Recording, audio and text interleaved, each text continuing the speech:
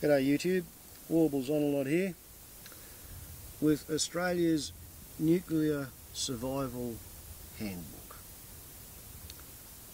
This is a 2008 reprint by ABC Television's Beyond 2000 program in conjunction with Amiga Science Digest.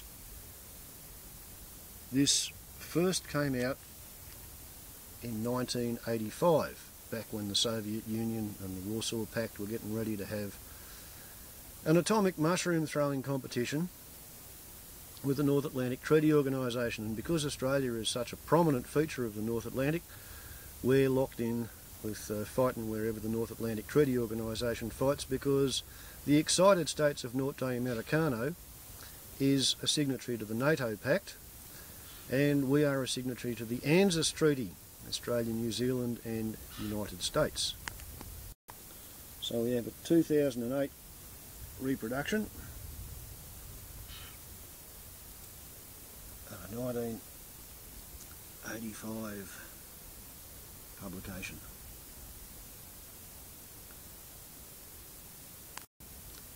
The message is basically you as an individual can't do anything to prevent nuclear war, so you might as well do something to give yourself the best possible chance of surviving the aftermath, because you're not going to have any say as to whether you live or die during the war, but you may find yourself stuck in the aftermath. The Peacemaker, an MX missile undergoing tests at Martin Marietta plant in Denver, Colorado. Now, once upon a time, Samuel Colt's revolver was considered a peacemaker because it meant that everybody was equally deadly with everybody else, no matter how big and hairy and muscly one of them might be. But somehow, strangely, by the second half of the 20th century, the American idea of a peacemaker had become the idea that the excited states had the biggest guns of all, and the biggest bombs, and the most rockets, and the most bombers, and the most submarines. Australian Department of Defence. Attacks on Australian cities are not relevant in global nuclear war. It should be noted that both superpowers have stated they do not target population centres unless they are close to targets of military significance. We do not know if the joint Australia-US facilities at Northwest Cape, Pine Gap and Narungga might be targeted. Even if they were, these facilities are remote from major population centres. So, whereas the Americans had 3,383 megatons, 9,400 warheads, the Soviet Union had bigger bombs, 7,357 megatons, but they didn't have as many warheads, see, 7,883.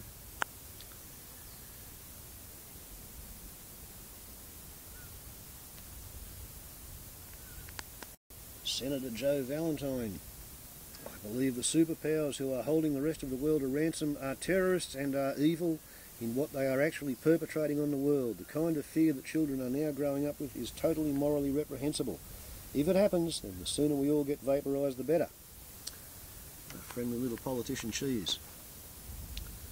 America's hidden deterrent. USS Ohio, one of the Navy's newest and most powerful submarines. Top 24 Trident ballistic missiles tubes. Centre the control room. Bottom ready to submerge.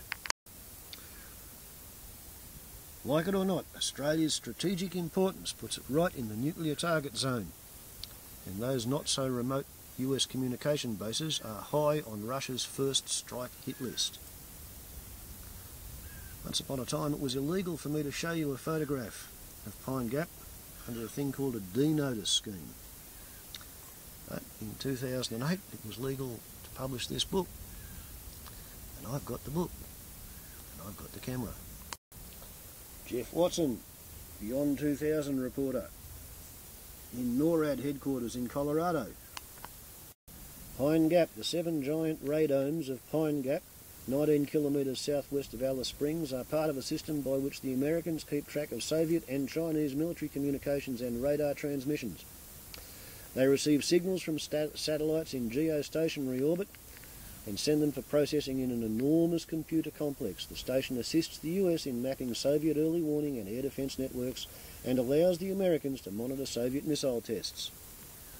Narunga, the Joint Space Defence Communications Station at Woomera in South Australia, 480 kilometres northwest of Adelaide, is an integral part of the American early warning system. The information it gathers is vital if the Americans are to have early warning of any Soviet missile attack.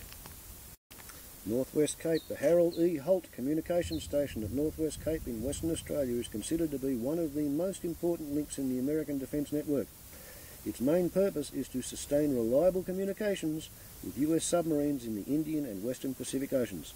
It is a vital link in the communications chain for America's large fleet of nuclear-armed submarines. That's basically where they have radio antennas going down into the ground to send long wavelength transmissions through the water. Australian Department of Defence. Australian civil defence planners can reasonably assess that if the most destructive event in history of mankind occurred, the direct and immediate problems for Australia would most likely be manageable with present emergency resources. The potential consequences of nuclear winter could be very severe. The government has recently funded a study by the CSIRO to attempt to ascertain more clearly what the scale of transfer effects from the northern to the southern hemisphere might be. Darwin after Cyclone Tracy. The nuclear attack could be much worse. Bill Hayden and Lionel Bowen inspecting the US facilities at Northwest Cape. That's what's under their radar dome. Australia is within easy striking range of Russian missile bases and bomber bases in Vietnam, and the unpredictable nuclear-armed submarines patrolling the coastline. And the theory there was that if there's a American aircraft carrier in Perth, then off the coast there's a Chinese hunter-killer and a Russian hunter-killer, and probably an American hunter-killer looking at the other two submarines. So these are the places where we thought there might be a reasonable chance of a mushroom cloud. And the prevailing wind is from the west, and okay, if you put a mushroom there, about 3 days later I'm going to be in the fallout plume. We have a very cartoonish version of how you use an atom bomb to set off the heavy water in a hydrogen bomb. We show how you get ground shock waves and reflected shock waves and blast waves and fireballs and Mach fronts. We look at a 1 megaton bomb. Metals vaporise at 4.5 kilometres. Rubbers and plastics melt and ignite at 9.5 kilometres. Wood chars and burns at 13 kilometres. 3rd degree burns, charred skin. Fabrics and paper ignite at 17 kilometres. Oven door effect at 40.2 kilometres. Flo Milligan, age 91. I always think there's a madman around the corner waiting to press the button. It's so stupid for people to shut their eyes and think it's never going to happen. Timetable of destruction. Primary blast and a fireball. At kilometres from ground zero. 4.5 seconds. You've got 1.6 kilometres and an overpressure of 16 psi. 10 seconds. 288 kilometre per hour winds. 6 psi, 5 kilometres away. 40 seconds, 60 kilometre an hour wind with an overpressure of 1 psi at 14 kilometres. 100 seconds.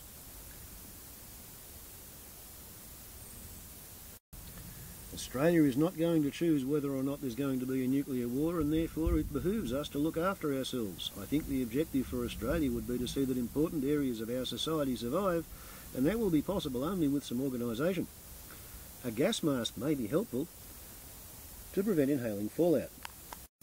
Prepared for the worst. A Beyond 2000 reporter in a nuke suit.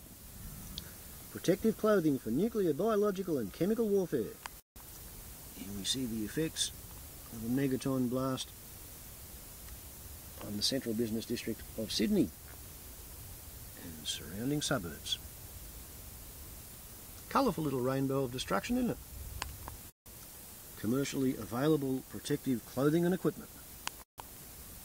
Here we have fallout patterns with certain death, half the exposed die, and acute radiation sickness and some deaths.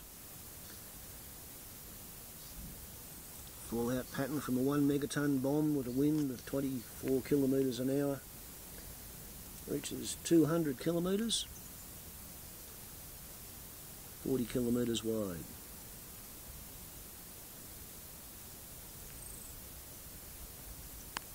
Fallout pattern for Sydney, Melbourne, Canberra, Adelaide, Perth. How you going, VB Ed? Darwin, Brisbane, Hobart. Better view of Sydney. When the Korean airline jet KAL 007 got shot down, I was living there. So for those 4 days, I got the buggery out of Sydney entirely. With my girlfriend. Went to the Southern Highlands.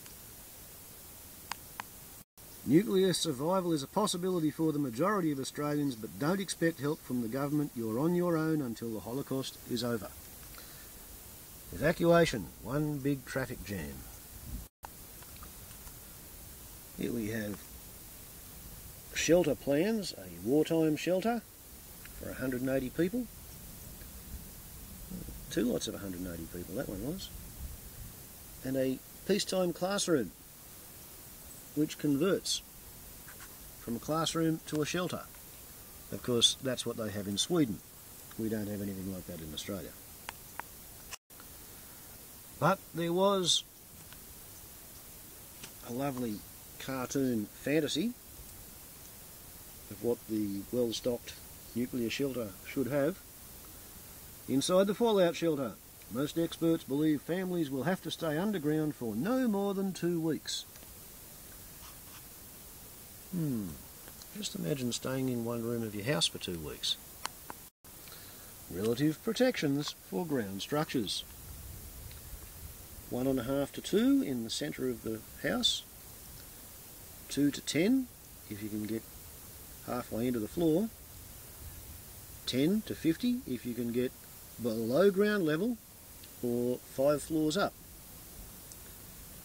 50 to 250 below ground level with a big building on top of you, or 6 floors up. 250 to 500, basically the further away from the ground where the dust is and the further away from the roof where the dust is, the better the protection. 1,000 and above is underneath, what's that, 3 floors underneath a very large building.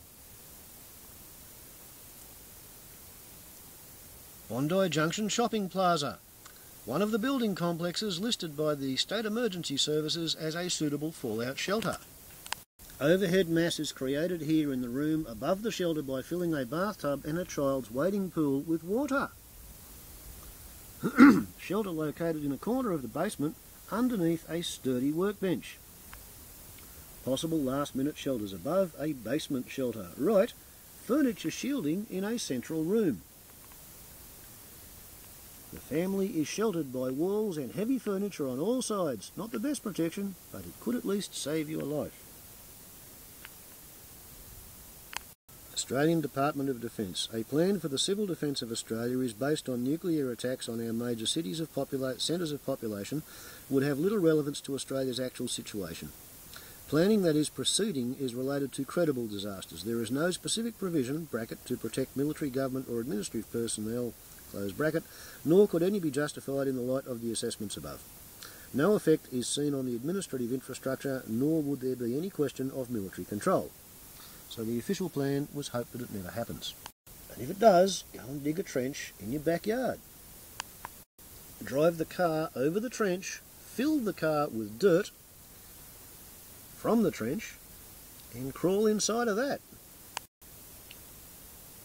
Seal the edges of the car to the mud of the trench with sandbags, and voila, you've got an instant fallout shelter underneath your car. Might only take you 3 days to do it. This is helpful. Building your house underground turns the whole thing into a potential fallout shelter. But for the paupers we have the door over trench shelter. Just like the car, only we use a door off the house.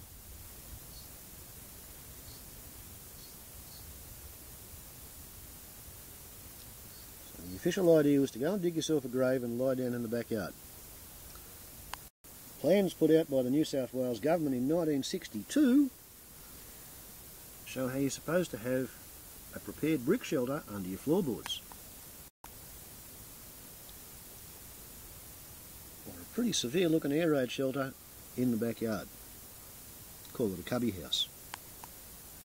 The underfloor area of a house built on piers can be turned into a shelter. Fritz Seidel of Worldwide Survival Proprietary Limited in one of his company's custom-built shelters. Now he's going to survive the Holocaust in style, isn't he? The survival shopping list. Oh, just keep your camping gear in your atomic bomb shelter. A lot of people would know how to use an otoscope, wouldn't they? Keep your shelter well stocked with food.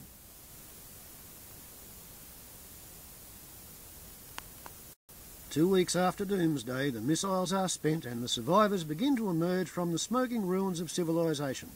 What will we find in our brave new world? Australia's vast hinterland should be relatively unscathed after a nuclear war.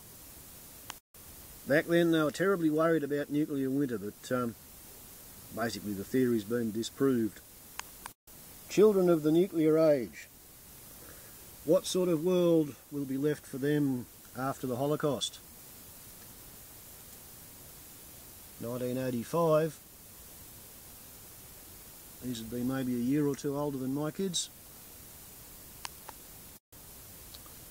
And my kids have always grown up knowing that we were on the outside edge of a world that was seriously planning on destroying itself, and therefore it might be a clever idea to live a long, long way away from any atomic target zone and have a bit of stock on hand so that you can live without needing to go to the shop every second day. Warbles on lot to YouTube. How's that for a blast from the past? Ciao.